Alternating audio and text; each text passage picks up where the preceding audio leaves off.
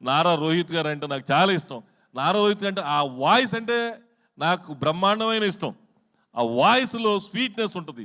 మనిషి కూడా అద్భుతమైన క్యారెక్టర్. పర్సనల్గా ఫోన్ చేయగానే రెస్పాండ్ అయ్యే ఏకైక వ్యక్తి తెలుగు ఫిల్మ్ ఇండస్ట్రీలో నారా రోహిత్.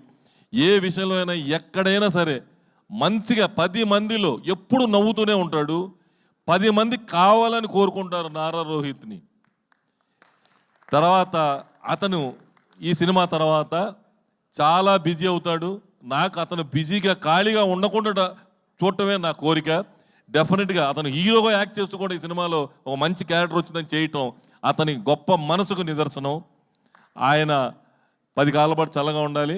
అలాగే నేను మా అబ్బాయిని పొగట్టం కాదు, ఈ సినిమా తర్వాత నాకు అందరూ అతను డ్యాన్సులు చేస్తాడు, ఫైట్లు చేస్తారంటే అన్నీ చూశాను నేను.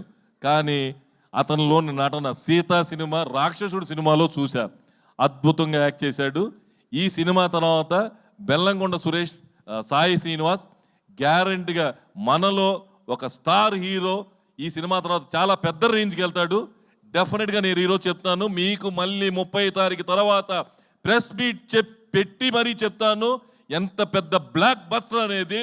ఇది ఒక్కరికి కాదు, నిర్మాత రాధామోహన్ గారికి, నాకు, మా అబ్బాయికి, నారా రోహిత్కి, మంచు మనోజ్కి, విజయ్ కనకమేళకి పేరు వచ్చి బ్లాక్ బస్టర్ అయ్యే సినిమా.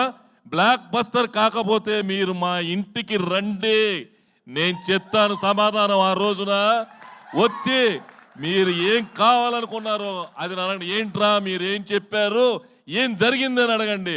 ఈ సినిమా బ్లాక్ బస్టర్ అవుతుంది, బ్లాక్ బస్టర్ అయి తీరుతుంది.